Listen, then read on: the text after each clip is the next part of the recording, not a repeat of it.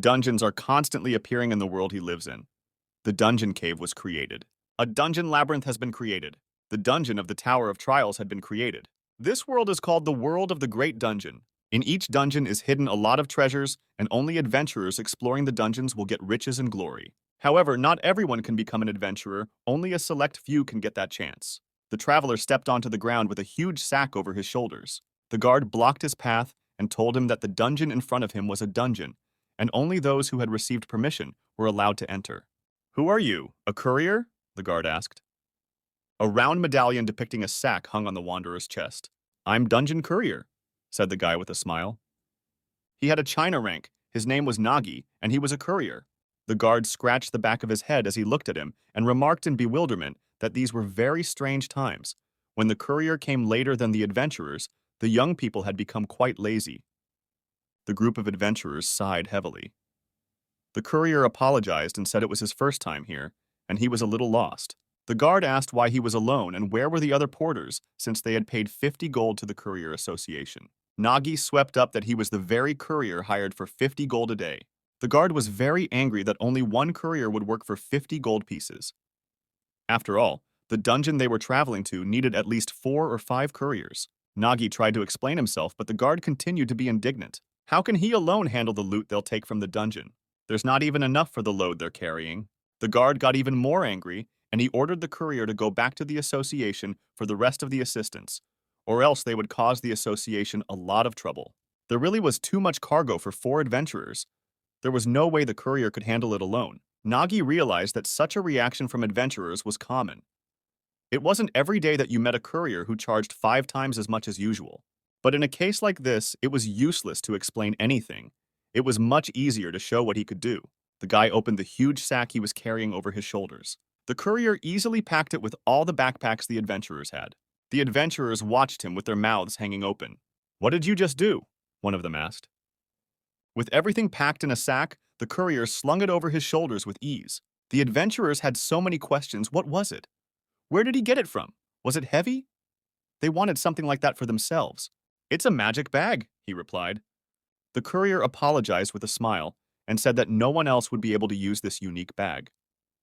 "I hope you don't doubt me now?" he asked. One of the adventurers asked not to make a fuss. "It's just an ordinary bottomless bag," said Mr. Jeffnam. He accepted the courier. Mr. Jeffnam had a gold rank, was a swordsman, and was the leader of the Dawn Wolves squad.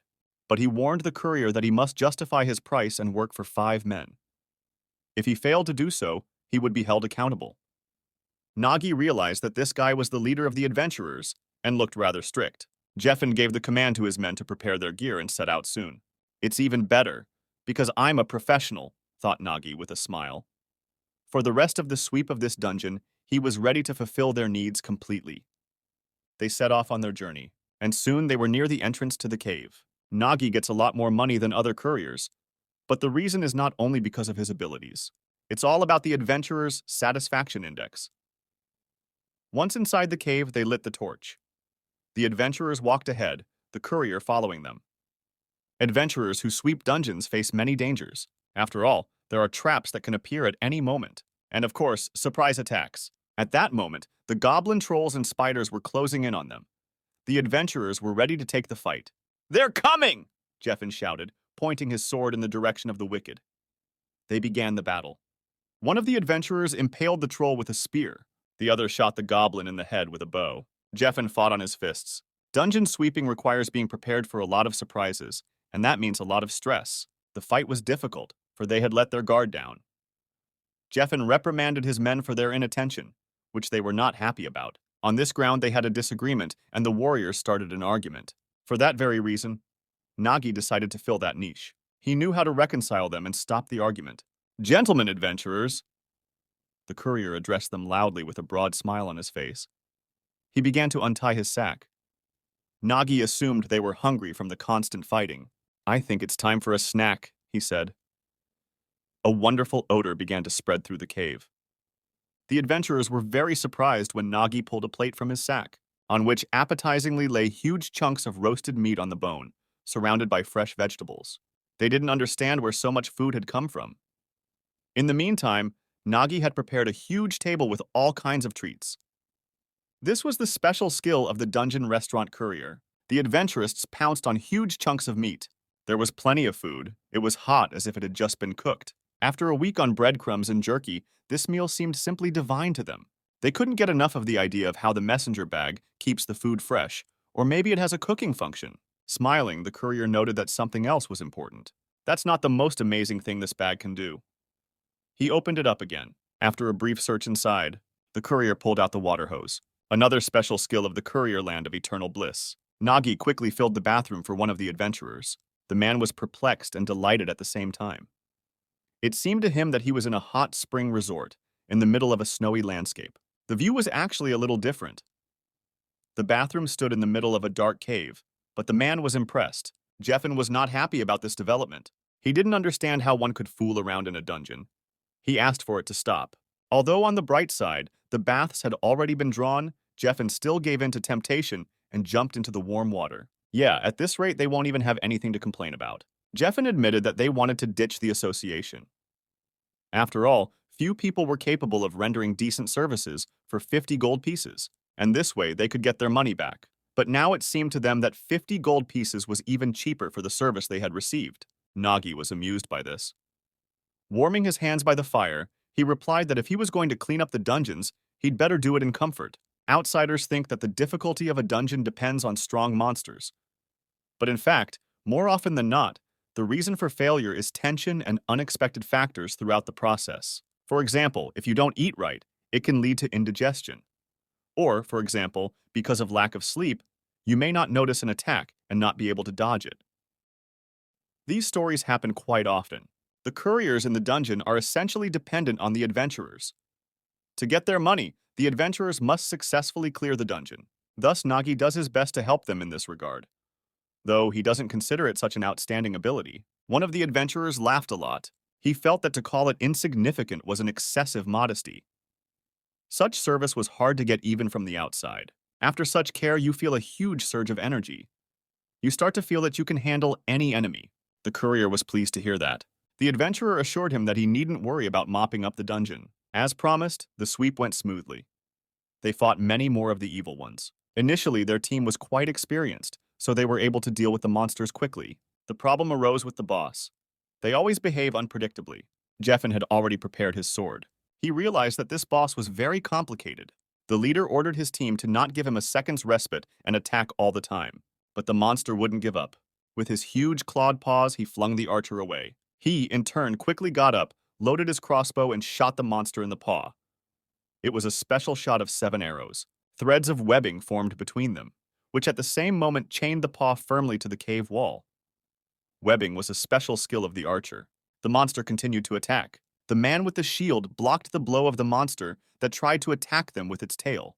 The defender struggled to contain his attacks. Jeffin raised his sword at his opponent's tail. Applying a special warrior skill called a powerful strike, the sword severed the monster's tail in a second. The razzed monster roared loudly and began spewing fried green plasma from its mouth. The team continued to attack him. Plasma, with even more power, erupted. Jeffin was adamant. Courier watched their fight from behind the rock that served as his hiding place. He could see the monster filling the cave more and more with plasma. Nagi realized that this time they had gotten the boss lizard, Zarkum, with difficulty level B. And judging by the skill of the adventurers, the odds of a sweep exceeded 80%. But even with those solid odds, the remaining 20% could not be ignored. It was clear that if the adventurers died, he would gain nothing and would be in a dangerous position. Therefore, it was unacceptable to let them fail. He decided to help them out a little and slipped his hand back into the bag. After searching for a bit, he exclaimed, "Ah, here it is." In his hand was something round and shining. The bright light made it impossible to make out what it was. The adventurers have enough power to attack. The courier was holding a mushroom with a shining cap. The courier was holding a mushroom with a shining cap. That smoking mushroom was worth a lot of money. It was a shame to waste it. But mopping up was the priority right now, so there was no choice. Nagi spun the mushroom harder. Now all he had to do was hit his target. He saw an angry lizard, and the way Jeffin keeps fighting him. If only the monster would stop moving, then the courier could get a better aim. He needs to catch the moment when the lizard will attack the adventurers. Nagi threw the mushroom straight at the monster with all his might. It hit him right in the head and created a huge cloud of smoke. The acrid smoke made the monster begin to choke and cough. Jeffin hadn't expected such help. He glanced at the messenger, who in turn raised up a red pom-pom and shouted, "Now!" Smiling, the commander understood everything and rushed to the attack. He jumped onto the rest of the monster's tail. Climbing up his back, the commander pierced the lizard's head with his sword in a leap. The monster collapsed to the ground, sticking its tongue out of its mouth. "Good work, take the spoils," Jeffin addressed his underlings, standing on the lizard's head. It could be said that the dungeon cleanup went smoothly, but their joy was short-lived. The atmosphere became tense. The reason was that the reward was pathetic. The boss was supposed to drop at least 20 Class B magic stones, but there were only 5. The rest was useless junk. And the dungeon was filled with ordinary goblins. To put it in ordinary terms and compare the cost of the sweep to the reward received, it was a complete failure. Besides, the adventurers needed to divide the reward among the 4 of them. For this reason, the joy of the sweep disappeared and the atmosphere in the team heated up. The adventurers started arguing amongst themselves over who would get the bigger piece. When it comes to sharing, the camaraderie disappears immediately.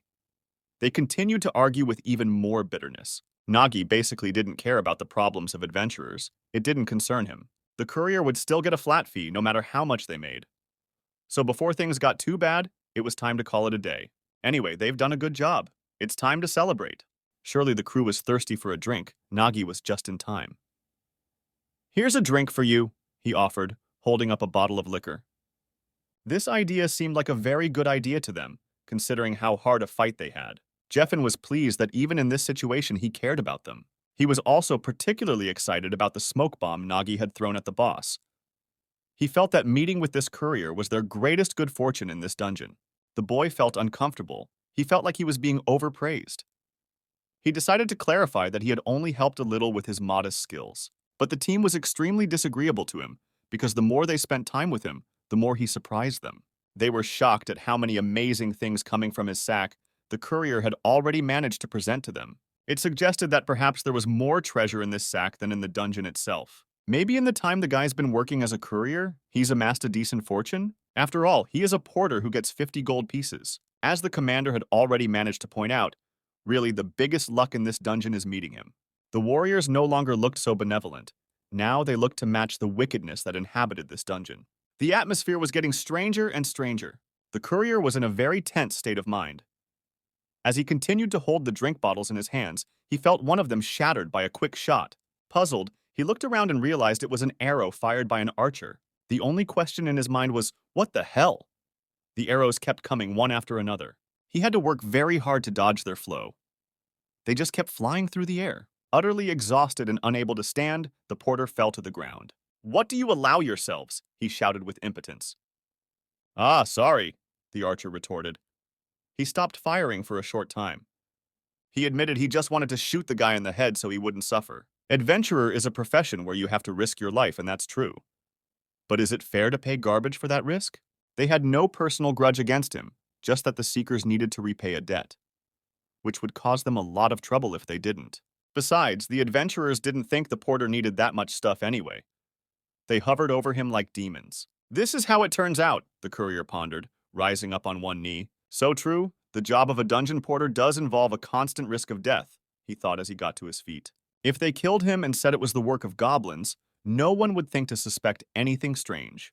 Nagi was frustrated, for no matter how much he tried to help the adventurers, they still saw him as a tool. Even those who had previously appreciated his efforts.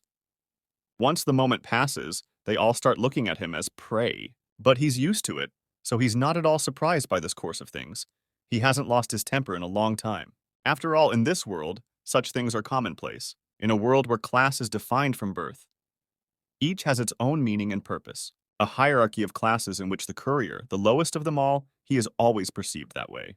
That's the way it was before. That's the way it remains now. From the moment he first gained this ability, his ability was sack. The boy was followed everywhere by looks of contempt. With an ability like that, they wouldn't even register him as an adventurer, pointing out that his ability was for logistics. In order for him to participate in the dungeon sweep, he had to register as a courier. The world was making it clear to him that he could not become an adventurer, branding him a courier. And these people probably think the same way. The adventurers had already prepared to attack, ordering Nagi to give up everything he has or die. With an exclamation of "damn peddler," The man brought his spear over the courier's head, ready to strike. The bearer began to deftly dodge the swings of the spear. Well, is it his fault he was assigned to the courier business? Nagi decided it was time to use his bag again. Sticking his hand in, he started looking for something. Taking a sword from his bag, he deftly deflected another spear strike. The adventurer couldn't believe the courier had the strength to do that.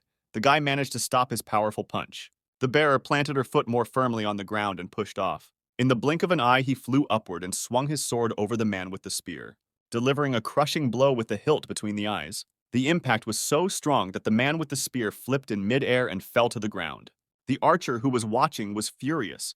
He didn't understand how this was possible. The courier, in turn, had a special surprise in store for him. Pulling an axe out of the bag, he sent it flying. As it flew toward the archer, the weapon hit the crossbow, shattering the arrows in it and ruining the trigger mechanism. The team of adventurers froze in place with their mouths hanging open. Jeffen still couldn't figure out what was going on. After all, it had never happened before that Dolph had been overcome. He lay motionless on the floor. The team commander was overcome with incredible rage. He ordered the team to gather and finally kill the pesky courier. Armed with mace and knife, they rushed at him. Nagi was ready to give them another surprise. He rummaged around in his bag and pulled out the hose he had recently used to fill the bathtubs of his abusers. The courier directed a powerful stream of boiling water toward the adventurers. From the unbearable pain that enveloped them, the team howled. The bearer continued to deliver crushing blows, pulling more and more surprises out of the bag. He was outraged at the injustice that haunted him. The courier continued his massacre. With a swing of his sword, he split the shield of one of his opponents in half. The adventurer's eyes read terror and fear. That fear fueled Nagi. He struck his crushing blows harder and harder, leaving them no chance. The adventurers, one by one, were defeated. Nagi felt his superiority. It was time to move on to the next one. Jeffen stood looking at how deftly the courier handled his command. He couldn't believe his eyes. Fear and hatred gripped him. It's impossible that one porter would be able to overpower 3 adventurers. That can't be right. After all, the guy only had a China rank. Who was the messenger after all? Nagi stood in the middle of the cave, carrying a huge sack filled with different kinds of swords. With a smirk looking directly into the commander's eyes, he uttered, "I, dungeon courier." The courier left the dungeon, taking the bound adventurers with him. While at the entrance to the cave, Nagi heard something loudly approaching them. It was the clatter of the wheels of a wooden wagon. He was surprised and pleased. With a smile, he waved his hand and beckoned to me. The wagon stopped and someone got out. A pretty girl came down to the ground. She was dressed in a blue uniform, with a notebook hanging on her shoulder and a white beret on her head. Her name was Petra. She had a porcelain rank and was a dungeon inspector. "You're Naga's courier, San, right?" she asked. "I was sent by the guild. We received a report of a crime." She saw the adventurers bound, their backs to each other, sitting on the ground. Nagi stood beside them, scratching the back of his head. Petra didn't understand why the adventurers were in such bad shape. Their faces were bloated and purple in color. Dropping to one knee and looking at the adventurers, she tried to figure out what was going on in the dungeon after all. As he began to untie the sack, Nagi wanted her to hear for herself. Sounds began to emanate from the slightly opened bag. The girl could hear clearly the voice of each of the adventurers, the way they demanded to give up everything the courier had, the sounds of battle, and the inexplicable cruelty towards him. She could hear everything that was going on in the cave. She was unusually surprised. The girl stood there with her mouth open. At the sound of the screams that kept coming from the bag, she took the notebook off her shoulder and began to take notes. She was surprised by the bag-shaped recorder, its design seeming completely ineffective, which she hastened to point out in her notes. Nagi pointed out to the inspector that it was more like a bag with a recorder function. In any case, it was clear to her that the adventurers had handed over the courier and were trying to kill him. The evidence she'd gathered in such a short time was enough. However, what was more interesting was another thing. How an ordinary courier like this guy could defeat 4 adventurers.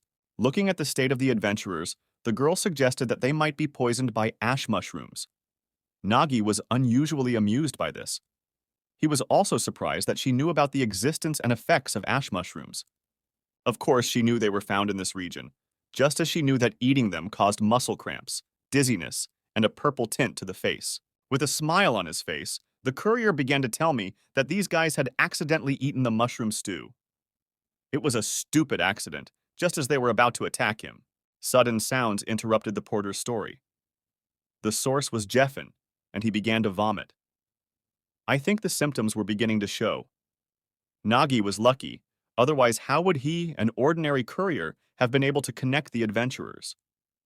Looking at the crimson faces of the adventurers, the courier's smile never left. He bent over one of them and asked, "Isn't it true, Mr. Adventurer?" The boy with the swollen face, sweat dripping down his face, opened one eye with difficulty and replied that everything that had been said was a lie. The adventurer said that they had indeed eaten the poisonous mushrooms, but that they had not done so willingly. They had fallen into his trap before the battle had even begun. Memories of the events that took place began to swirl in the courier's mind, and he found himself back in the walls of the cave. Swinging his sword, he asked the adventurers if they were really adventurers of the golden rank. Striking the team leader courier clarified that perhaps, in fact, their rank is actually China. The strikes of the bearer's sword continued to crush the adventurers with incredible force. Nagi wore down the adventurer's leader by striking harder and repelling the blows with ease. Jeffen could feel himself growing weaker. With each swing of his sword, the strength was leaving him more and more. Even if they spent most of their energy fighting the boss, some courier couldn't overpower them. That's nonsense. Ha ha ha! You're so slow! How did you even manage to survive against that gobla? Attacking again, the porter teased. The adventurers lost to a fucking porter. How bloody humiliating. Exactly. He just pissed them off and took advantage of their confusion. From the last of his strength, swinging his sword, the commander ordered the delivery man to take his bag and get the fuck out. The only question was how the porter had so much strength. Nagi looked pleased and alert. The duel with the team leader continued in the same vein. Jeffen threw punches, the courier deftly dodging. "Oh, almost got it," he quipped. It was looking more and more like a fight show, with Nagi knowing his opponent's next move.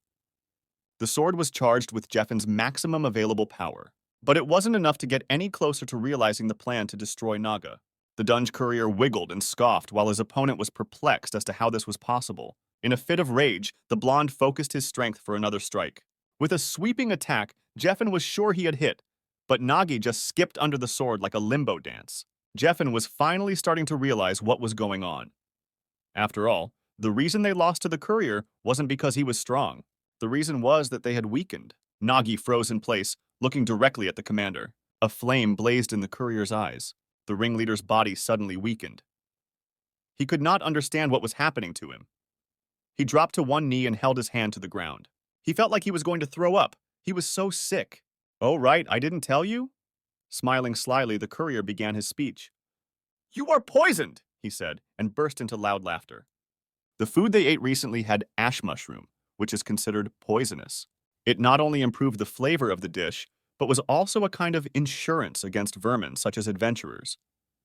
Two birds with one stone, as they say. The commander found it hard to believe it was true. But if it's as the porter says, so he had been plotting to betray them from the beginning. The commander shouted in anger, his face turning red and his eyes filling with blood. With a smug smile, the courier confirmed the leader's hunch. It was just as it had been. After all, how could he, a frail courier, trust treacherous adventurers like them? But this plan was really just an insurance policy. Whether he poisoned them or not depended on their own actions.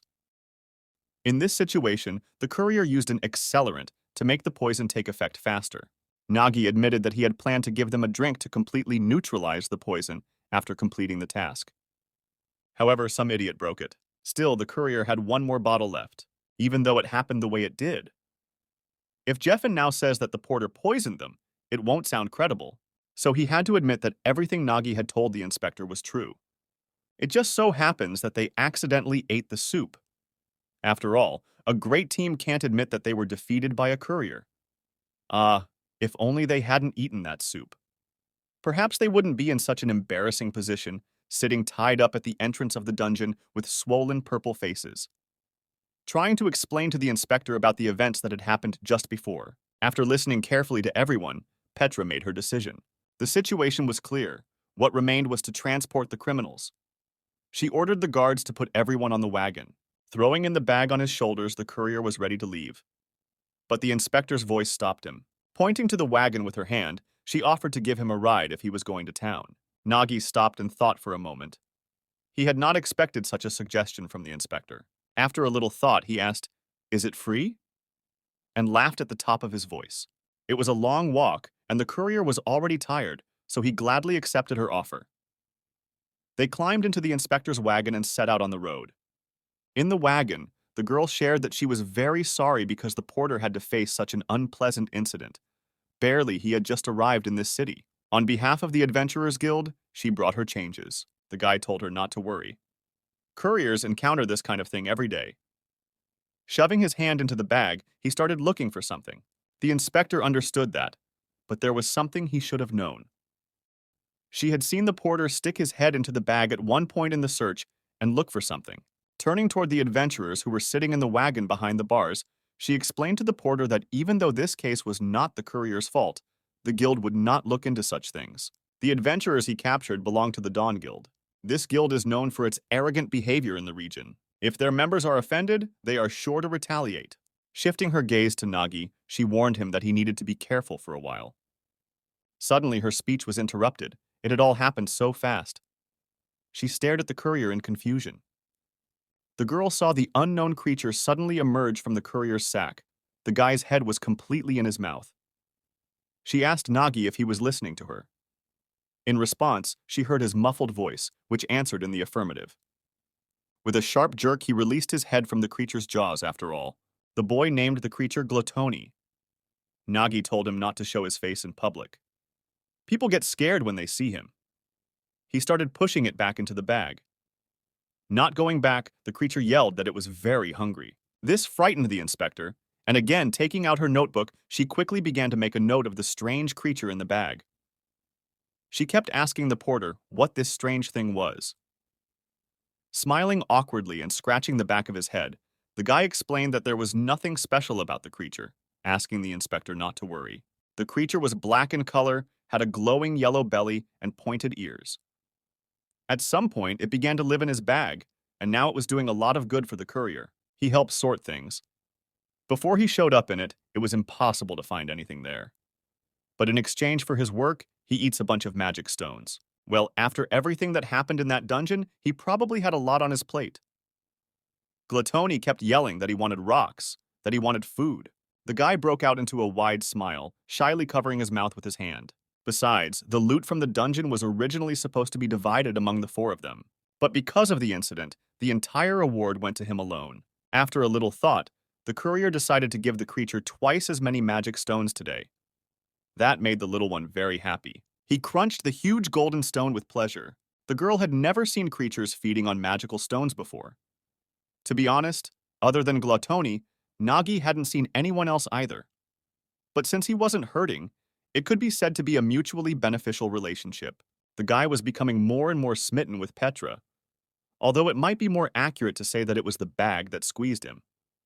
She'd never heard of anything like it. Suddenly, the carriage jerked sharply, and the horses gave a loud roar and started stomping their hooves. Nagi, the inspector, and the guard almost fell off the wagon. What had the horses so excited? They didn't know, but something had clearly spooked them. The courier was thinking about something. A strange feeling swept over him. The wagon stopped on a stretch of road in the middle of the forest. Without a doubt, it was a dungeon breakthrough. But why had it happened here? Nagi turned to the inspector. He held a finger up, pointing in the direction. Behind the mountain, a dungeon breakthrough could be felt. He pointed to a high mountain with a bright light coming from behind it. What? A breakthrough to the dungeons? The inspector was agitated. It was bad enough, but how did the courier know about it? Perhaps he had some sort of magical device to detect such things? They stood staring off into the distance at the bright light. Naga had what they call flair. The girl had little faith in the mysterious abilities of the porter. Clutching the side of the wagon tightly with his hand, he realized they were out of time. He clenched his teeth in anger. The courier knew he had to hurry to avoid casualties, the guy told the inspector. Petra thought it was absurd to rely on a gut feeling. Even she, the inspector, felt nothing. It's true. There really is a breakthrough to the dungeons, the creature from the bag echoed back. He liked magical stones. He could feel them over the mountain too. It was just an unreal delicious smell. With burning eyes, the little boy looked toward the mountains. He's sure. Petra looked at him in disbelief, but there was still some interest in her eyes. After giving it some thought, the inspector decided to go and have a look. to confirm or deny the courier's theories.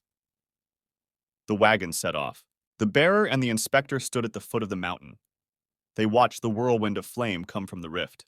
Dungeons that have existed for too long eventually enter a state of breakthrough, and monsters from within burst out, wreaking havoc and death. That's why in this world, they are obliged to mop up the dungeons. They looked at the rift in which a whirlwind of flames raged. This was a real breakthrough into the dungeons. It looked like it was ripe and about to burst. The boys stood there with their mouths hanging open, unable to take their eyes off it. The girl wondered how Nagi was able to sense it at such a distance. He simply couldn't forget the feeling. The courier began to have flashbacks, memories of everything going up in flames, horrible monsters that burned everything around them. All the subterranean evil had gotten out and was turning the world into chaos. And he's in the middle of it all. During the breakthrough, a veritable hell on earth ensues. Looking at him, the inspector thought that perhaps this man had experienced a breakthrough. But even if he had survived it, could he really feel it? She was overcome with doubt. Nagi realized that something still didn't add up. If the dungeon is located so close to the village, the adventurers couldn't help but sweep it. The girl started flipping through her notebook. Right. The records indicated that this dungeon had already been taken over. Could you be more specific about who exactly was clearing it? Nagi asked. This dungeon of rank D was commissioned by one adventurer of mithril rank and 2 adventurers of copper rank. The mithril adventurer's name was Dura Khan. The copper-ranked adventurers were Bondeshtar and Nero. The picture wasn't coming together in the courier's mind, a mithril adventurer on a normal D-class dungeon. He fixed his gaze on the split. There was clearly something wrong here. Nagi decided to go down to the village to check something out. He motioned for the inspector to come with him. You suspect the very thing, right? She asked. The girl gave the guards orders to go in her place, to take the criminals to jail. As a dungeon inspector, it was her duty to escort the courier. Together they traveled to the village, leaving the site of the split. The ancient one was surrounded by mountains. Among the many green trees, houses made of stone and wood could be seen. Once inside the village, Petra and Nagi saw a crowd of locals discussing something, some of them upset, some of them talking angrily. It looked like something really happened. People were screaming about how it had been a long time since the adventurers were supposed to have cleaned it up, and it was still there. What would they do if there was a break in the dungeon? Their questions were answered by 2 black-clothed men. A man named Bandeshtar, he had a copper rank and was a necromancer. And a woman, her name is Nero, she also has a copper rank and is a melee player. Any questions for the raid leader? Replied the woman to the crowd's questions. We don't know anything, the man said, crossing his arms over his chest. How could they help them if the raid leader was missing? The man verbally tried to fend off their attacks. The residents were very unhappy, continuing to yell at the couple, telling them what bastards they all were. Nagi stood looking around the crowd. Everything was clear to him. Judging by the situation, his assumptions were correct. Cancel the raid. This happens mostly when the raid leader's level is higher than the dungeon level. They register a request for a low-level dungeon, but if they find a more favorable dungeon, they just ignore the lower one. Petra was puzzled. After all, the guild fines for such negligence, doesn't it? That's still too lenient a punishment, isn't it? It is. These residents stand to lose everything. The adventurer will get off with a simple fine. This dungeon will be breached as early as tonight. Even if Petra and Nagi requested help from the Adventurers Guild, this village would already be in ruins by the time they arrived. Even in such a situation, these adventurists only wave away and talk nonsense. Ben Deshtar continued his discussion with the crowd. We're the victims too.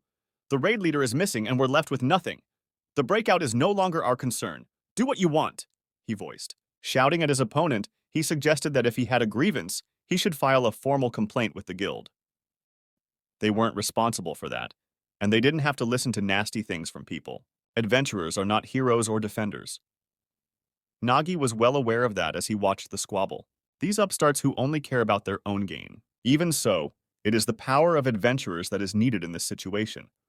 Only they can prevent the dungeon from breaking through. At times like this, Nagi regretted that his class was courier. Now they have to evacuate the residents. Saving their lives was the priority. Petra understood that perfectly well. The carrier wasn't so sure. He doubted the men could be saved. He clutched his messenger medallion tightly in his hand. The inspector had not expected such indecision from the boy. What did he mean by that? Nagi smiled broadly as he thought of a plan. He knew that winter was coming soon. If people lose their homes, will they be able to survive such a long winter? He clutched his medallion more and more tightly in his hand. No, that's impossible. He ripped the hated piece of jewelry from his neck and tossed it as far away as he could. What this village needs now is not a courier. A golden circle glittered in Nagi's hands. So, the carrier burst out laughing. What a stroke of luck! Went into the village for a while, and there's a dungeon break. He tried to speak louder so the adventurers could hear him better. He managed to get their attention. Nagi embarrassed the inspector with his question. After all, if the dungeon rupture was eliminated, the reward from it could be taken away without any commissions. Right? Which the girl hesitantly confirmed. It's just a gift of fate for the courier. Bandeshtar and Nero stared directly at him. He was of genuine interest to them. Who is he? Is this guy really going to sweep the dungeon? When they noticed the color of his badge, their eyes rounded. Was there really a gold-ranked adventurer standing before them? Around Naga's neck glittered a golden, round medallion with the image of a sword inside. The guy invited them to join him and promised to split the reward 9-1. With a sly smile, he waited for them to answer in the affirmative. The idea was quite real. Therefore, Nagi temporarily became an adventurer. Smiling nervously, the courier asked a question addressing Petra. By the way, Inspector, what is the fine for illegally assuming the title of adventurer? As far as I know, it starts at 1,000 gold pieces, the girl replied. Nagi tensed up. Damn. This portal leading to an uncharted dimension is a dungeon recommended only for adventurers with a rank of at least gold. Normal dungeons, no matter how high in complexity they may be, will eventually, it comes down to destroying monsters. But in the abyss, the enemy is space itself. Even an experienced adventurer cannot foresee the conditions for completing this dungeon before entering it, which increases the risk of disappearance or death many times over. That's why this dungeon is avoided. Moreover, Petra, Nagi, and the adventurers had to pass this dungeon in a certain amount of time. The newfound team stood at the rift, looking at the whirlwind of flames. Judging by the magic limit, this dungeon would begin to collapse in an hour. In other words, if they wanted to prevent the destruction, they should go through it in an hour. But in 1 hour, it will be very difficult to handle any challenge, especially if you're in the abyss. Nagi's only hope was that they would come across an easy dungeon.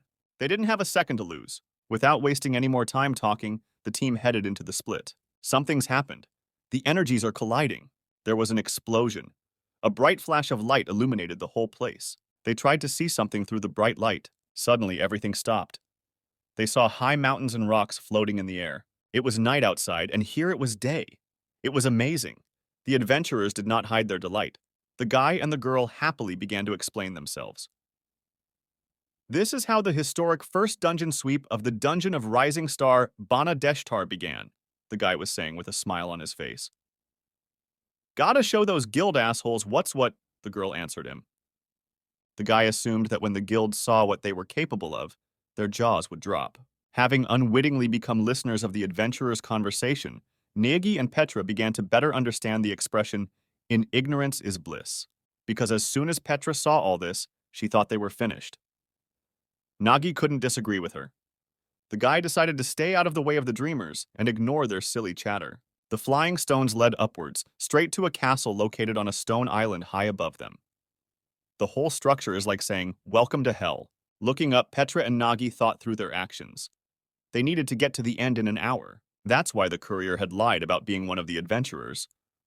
On the other hand, his intentions were not evil, so the inspector was not going to dwell on it. But she was very angry with him. They had no other choice. After all, if the guy had asked the adventurers, posing as a courier, they would have been unlikely to help them. But it's hard to say no to a gold rank. It's the kind of thing you can fight with as a team. It might be far-fetched, but if the dungeon wasn't cleared, there would be a breakthrough. Petra knew that. That's why she came here. A dungeon breach must be prevented. If not, the villagers would be in danger. The blonde started licking her fingers. Then the girl with the cat ears moved on to licking her shoulder. She couldn't understand what was bothering them so much. It was the reason Nero couldn't stand slow people. The blonde assumed the pose of a cat before jumping. She knelt down and put out her claws. She could have made it through the lightness on her own. She pushed herself off the ground and jumped from rock to rock, aiming upward. Her partner didn't like it. Her actions seemed dangerous to him.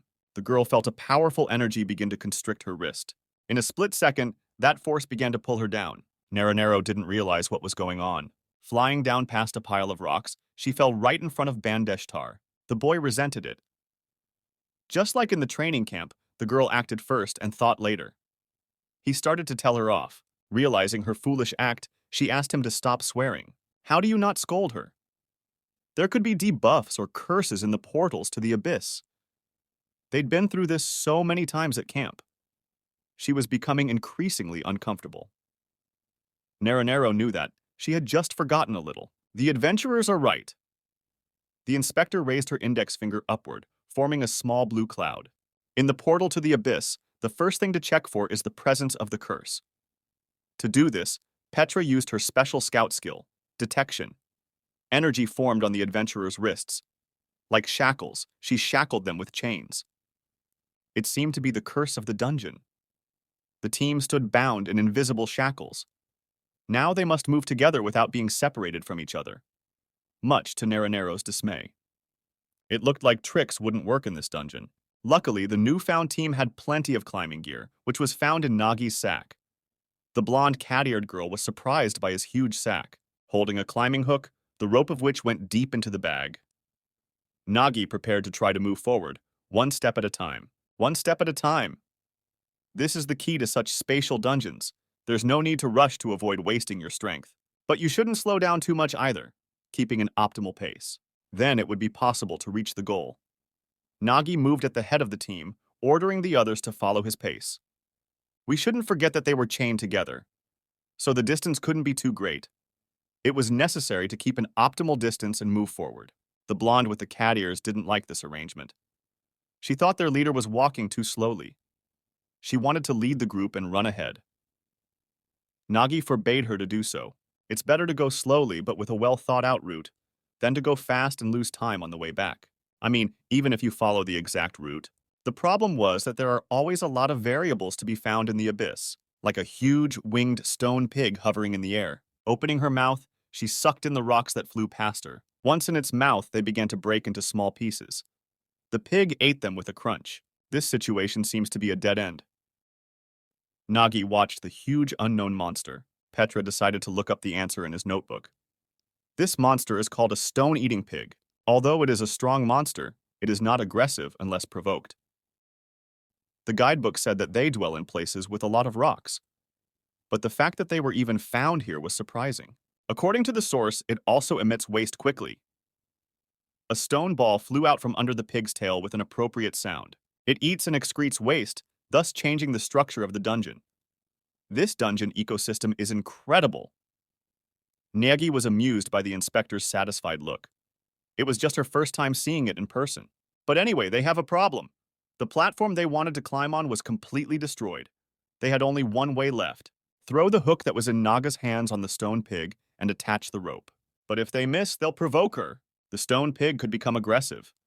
The team didn't have the time or energy to fight. In that case, Bandeshtar is up for the challenge. It looked like his finest hour had arrived. Needing his right hand, he asked the leader to watch carefully. The adventurer thrust it forward. The hand began to heat up. When the heat reached its maximum, an explosion followed. Two of the guy's fingers separated from his hand and flew forward. Falling down, the fingers began to transform into something. It was a necromancer's special skill, finger summoning. It caused pieces of the necromancer's flesh to transform into two sturdy warriors. They were segmented golems, pebble, and cobble. Surprising. The summoning ability was very rare. The team looked at their newfound help in delight. All except the girl with the cat ears.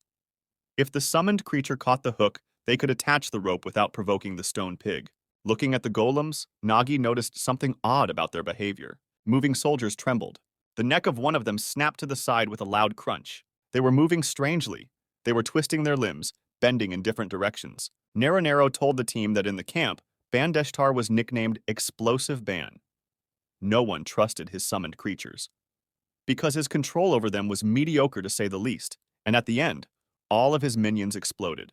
While in hypnosis, the guy continued to control the golems. He asked them to be quiet.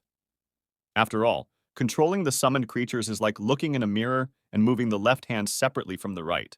If he maintained control for no more than 5 minutes, he'd be fine. He hoped so. Nagi and Petra continued to watch the soldiers dance on the back of the stone pig. Though it looked uncertain, but time was short. So Nagi prepared a hook. They need to get through quickly before the whole thing explodes! He swung and sent the gun flying. Hook rushed forward, holding the hand of his comrade, who in turn held onto the stone pig. One of the soldiers reached out to catch him. Past his hand, the hook went straight into the golem's head. It smeared it and lodged itself firmly inside. At the same moment, the necromancer grabbed his head with a scream. During the summoning, part of the consciousness is connected to the creatures. You have to be careful. Nagi apologized and asked to be patient for a moment. The courier began to climb up the rope.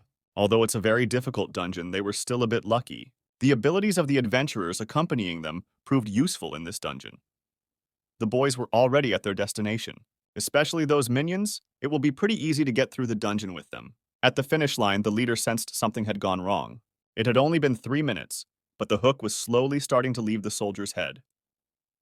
The crew members felt themselves getting seasick. They asked Nagi to hurry up. Bondeshtar realized what was about to happen. He apologized to the team. The golem should be exploding any minute now. The crack that appeared on the golem's head as a result of the hook hitting it was out of control. The soldiers began to swell. Through the stitches in their bodies, a pink light began to appear. The golems were getting bigger and bigger. At one point, they looked like a balloon. Eventually, a bright light burst out. There was a large explosion, a cloud of smoke and chunks of rock flying around. The hook was no longer holding onto anything and was floating in the air. Snapping off the rope, the guys promptly began to fall downward, trying to grab onto the air currents. They were scared and screaming at the top of their voices. Everyone was trying to grab what they could. We had to start all over again. Nagi couldn't let that happen. If they fell back to the starting point, they would never make it to the top. Right now, we should at least minimize our losses. He reached into his bag. Rapidly, the bag began to take on air and inflate. A special new messenger, an air cushion. The bag ended up on one of the boulders, similar to the ones the boys were flying past. They took turns landing on it, ending up on top of each other. When the last member of the team landed, the bag pushed them out, and the guys were in the air again. The courier's foot stepped on the ground. When they reached the top of one of the rocky islets, they began to catch the sack. Nagi was the first to grab the end of the rope that dangled from the sack. He pulled the sack up. Is everyone all right? He turned to the team. Thanking him, Petra almost let slip, almost calling him a courier. She managed to stop herself just in time. Naranero cheered the necromancer as he lay on the ground, saying how good he was. Time was running short. The inspector lamented that they had lost much of their progress. Would they make it to the top in time? Petra looked up at the castle in the distance. They have no choice. The courier turned to the adventurers. His eyes were filled with anger. In a blink of an eye, he started yelling at the couple. Now he could no longer adjust to their stamina. The boys hadn't expected this. Everyone would have to pull themselves together to make it in the time left. He put a glove on his hand, in the shape of a frog's paw. It's a special courier item, an adhesive climbing kit. He handed out the kit to his team. The boys donned gloves and special shoes. All except Naranero, she refused. Now they would have to walk vertically, all the way to the top. The necromancer wasn't ready for that. They can't let their guard down. If one falls off, they all fall. The closer to the top, the more traps and variables will arise. As they traveled, they passed an area with falling rocks, trying to keep their balance on a patch of ice. We also tried to keep our composure on the narrow log section, on which a stone monkey threw surprises in the form of banana peels. In the explosive rock section, they came across a flying boulder. You can't touch it. It was an explosive rock. Such a thorny path took a lot of their energy, and they were exhausted and begging for rescue. They did not know how long they had left to climb. Nagi cheered them on, telling them that they were almost there, that they had to be patient a little longer. It was the 10th time he had said it. That made the exhausted adventurers very angry. Naranero would rather fight monsters than climb mountains. That's not why she became an adventurer. The courier stood his ground, convincing the girl that this time he meant it. He stood looking at the castle, which was on a huge stone island. The top of the castle was already visible. The castle walls were well protected. It seems that the boss monster of the location is waiting for them at the top. The pink monster slept soundly in the cold embrace of the castle's stone walls. The adventurers were overjoyed. They had met a monster. At last, Bane Deshtar's first official fight would take place. The girl is ready to deal with the boss monster and show those guild assholes who only gave her a copper rank what's what. That made her feel stronger. Bane Deshtar couldn't help but agree with her. How could the guild do this to them? They were the elite of the training camp. We need to put them in their place. But, looking at them, Nagi realized that judging from their physiological abilities and talents, these two were indeed above the copper rank. It's probably because necromancers are despised and beastmen have only recently stopped being slaves. The blonde was determined. Worst case scenario, the leader of the group would be able to handle it. The necromancer agreed with her. It was logical. He was a gold-ranked adventurer after all. Nagi felt awkward. He had taken them just to deal with the monster. Something was bothering Petra and she asked them to wait a bit. Looking at the pink monster, she realized that something was wrong here. The monster boss at the top was a lindworm, but their species does not have a purple color. If a lindworm turned purple, there is only one way to do it. In the event of his death. The monster's eye sockets had a white coloration. He was already dead. Nagi didn't expect this. There was a sword sticking out of the lindworm's body. The blond man's rest was disturbed by some sounds. He had been resting gloriously before. With his hands behind his head, he rested his back against his prey. A sword protruded from the dragon's body. Hearing voices coming from downstairs, he decided to check it out. It can't be. Glancing at the castle, Nagi saw the dark figure of a man near the cliff. Could he be dangerous? The leader didn't know that. One had to be prepared for anything. Standing at the cliff, the man on top of the castle didn't think for long and decided to act. He pushed off harder and took off, heading in the direction of the adventurers. Confused, not knowing what to expect, they stood on a piece of land floating in the air and awaited their fate. A strong stream of air enveloped Nagi. Lightning fast, the huge man was on the team's island. From such a powerful landing, rocks flew from under his feet, flying apart. A round medallion adorned his chest. The man looked directly into the leader's eyes. The commander only cared about one thing at that moment. Naga's gaze was fixed on the jewelry on the warrior's chest. Mithril rank, so it's not a raid cancel. The man complained about the resulting problem in the form of the adventurous team. The warrior stood in the crater that had formed, surrounded by adventurers.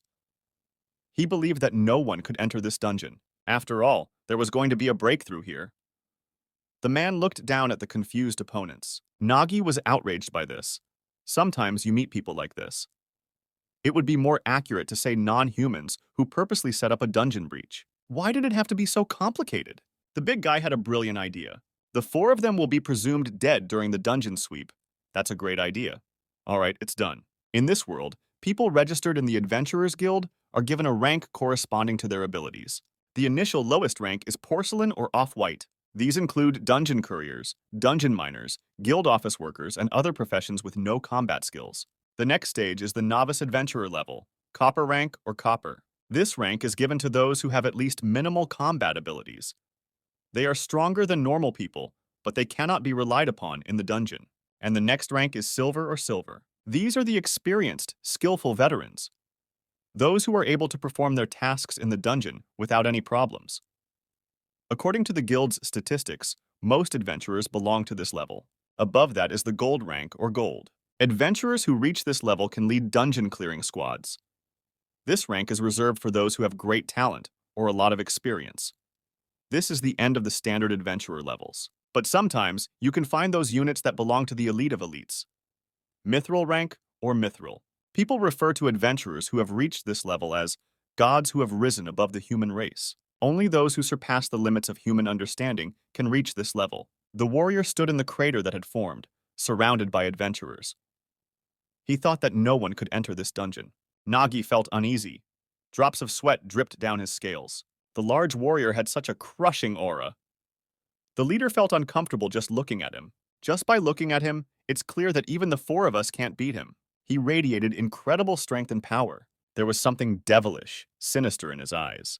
The leader turned to the inspector. Perhaps she knew this adventurer. Petra knew him. There weren't many adventurers of mithril rank in this city. The girl had previously talked about the unceremonious Dawn Guild. This person is their squad leader. A huge, invincible blonde man. This is a berserker named Dullahan. The inspector's face looked familiar to the big man. That's right. She's the same girl who works at the guild. What's a chick like her doing in this godforsaken dungeon? Maybe she's playing the adventurer. What Dullahan didn't understand was, why do it by just being white? Petra had gathered many questions for the bulky man as well. For example, why isn't Mr. Dullahan of the Dawn Guild cleaning up this dungeon? She approached the big man at point-blank range and began her interrogation with great fervor. This dungeon is about to rupture. Preventing a rift is an adventurer's first duty. The man was amused by the nature of the girl's questioning, watching her with a smirk. Duty? This is ridiculous, he laughed. Leaning over her so that their eyes were on the same level, he asked wryly, "What other duty?" Petra clenched her hand into a fist. He explained that adventurers are only driven by their own profit. For example, sometimes breaking a dungeon can be more profitable than clearing it. The girl didn't understand why he was saying that. Nagi felt a great sense of disappointment in the adventurers. He'd never thought of adventurers as heroes or brave, but he'd never imagined that there were scum that badass. If he really is going to set up a dungeon rift, the leader will do anything to stop him. His hand automatically clenched into a fist. But he's mithril rank. Fighting him head-on would be insane. His hand resumed its relaxed position. It was time to turn to the bag again. Nagi reached for the strap. Digging into his sack and cracking a smile, he turned to Dullahan. "There seems to have been a misunderstanding, Mr. Adventurer." The courier succeeded in getting his attention. The bearer told the warrior that they had only accidentally stumbled upon this dungeon and decided to look into it, and seemed to have accidentally interrupted him. As a sign of reconciliation, the guy gave a gift, the master's famous shish kebab. Dullahan began to look at the food. The kebab looked very appetizing. Even though it was out of the bag, Nagi assumed that the warrior had gotten hungry while in the dungeon. He suggested he try the food before it got cold. Direct confrontation with this scumbag is not an option. The courier had a plan. The bully needed to be weakened. The hungry giant was happily eating the juicy chunks of meat. Hot, like it was just cooked.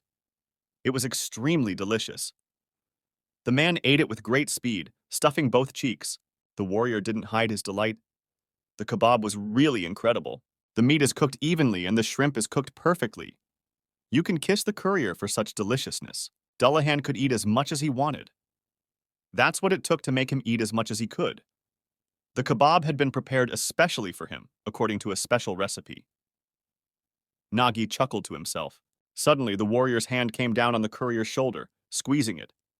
The bully had tasted all the ingredients. He began to thank the courier. The ash mushroom added to the sauce gave it an exquisite flavor.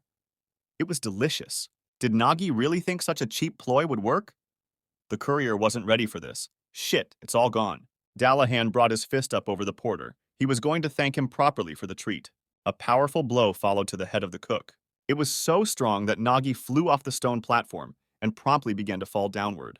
The situation was worse than expected. In the blink of an eye, his team followed him one by one. Petra was already in the air. It was the turn of the blonde with the cat ears. Energy enveloped her wrist. The girl felt invisible chains begin to drag her off the platform. Her feet were already starting to lift off the ground. Trying to push herself against the ground, she resisted the effects of the energy with all her might. Being at the edge of the cliff, she saw Nagi and Petra land on the small island below. The chains were still binding them. The girl looked at her wrist. What to do now? Naranero heard the warrior behind her approaching her. She broke into a cold sweat. Dullahan was amazed at the team's unpreparedness. These underachievers couldn't even break the curse of the chains. How unlucky for them. She had a hunch it wasn't good. Preparing to attack, the warrior began to gain acceleration. Naranero took a defensive stance. This dungeon could be their grave. The forces were not equal, she realized that. It didn't make sense to just stand there. We must act. Bondeshtar is ready to engage. In a second, a powerful explosion engulfed the platform.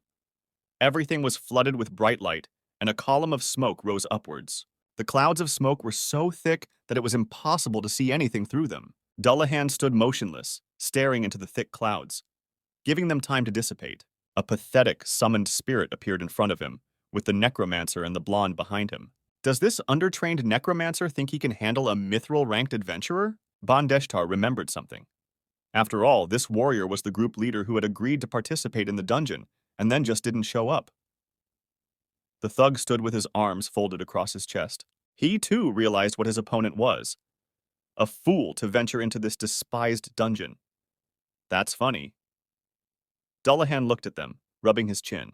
A necromancer and a member of the Zvaroras. It's hard to imagine a more useless piece of trash for a thug. Bondeshtar cheered Naranero up, setting her up for battle. There's no need to be adrift. When the commander returned, it would be 3 against 1. Until then, they just need to hold on. The adventurers prepared for battle. Especially if the attacks were physical, his indestructible golem could last as long as he wanted. Just like in training. The trio rushed toward the warrior. The thug greeted them with a smile. There was another explosion in the middle of the islet, visible from the lower platform Nagy and Petra were on. The commander was unconscious, sitting leaning against a rock. A trickle of blood was visible at the corner of his lips. A loud noise made him open his eyes. With a cry, he came to his senses, his eyes rounded. Sitting beside him, Petra asked if he was all right. After the fall, she gave the commander as much first aid as she could. Thanking the girl, he asked about the situation. He'd been out for a while, after all. Honestly, the situation is not good. Naranero and Deshtar are fighting hard. Dullahan toppled the golem to the ground. Holding its face with one hand, he struck with the other. He struck the golem with his other hand, hurting Deshtar incredibly. Naranero jumped in ready to land a leg kick. The warrior lifted the golem lying on the ground by its head, using its body as a shield. As he covered himself, he fended off the girl's blow. Doing a pirouette, she managed to stay on her feet. And then she attacked again, striking again. Dullahan wrapped his arms around the golem and twirled it in a dance, continuing to use it as a shield. The blows created fiery craters on its back. The jolt stopped, and the warrior, deflecting the golem, peered out from behind his shoulder. His eyes shone with fury, his face stretched in a sinister smile. He grabbed his shield and began to unwind it. In his hands, the golem became a handy tool. The golem had become a handy tool in his hands. It was clear that against him, they would not last long. This battle is not an easy one. Nagy considered it his miscalculation.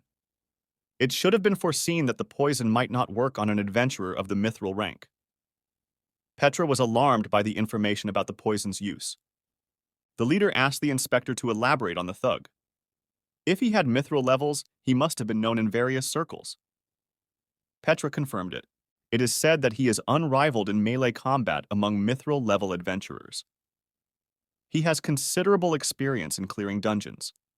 He has also often clashed with other adventurers, so he is familiar with dueling in great adventurer competitions. Especially his technique of wielding a huge sword. They say he cut the ogre in half with one punch. That's good news. At least he doesn't have that sword now. It was looking more and more to Nagy that the bulky man was not vulnerable. Even if by some improbable means they managed to overpower him. Time was almost running out. Even if the target is very close, they won't be able to get there in that time. Their wrists continued to be restrained. If they were free of the curse of the chains, they could split up and try to reach the top in their own way. A thought occurred to the leader. He began to think things through. They can't touch or see her, but they are all connected by a chain. It's vulnerability, because if one falls, all fall. But if you look at it from the other side, if one goes up, everyone goes up, that can be an advantage. If one could turn a disadvantage into an advantage, maybe it would allow them to defeat a mithril-level adventurer and at the same time be able to complete the dungeon in time. Come on, we need to find a solution fast. Right now, Nagy is, albeit temporarily, the group's commander. If he were a real commander, he'd use every card he had. Each of them is insignificant on their own, but if you use their tools, their adventurer abilities, all those cards, something could have been worked out. Pet the cat.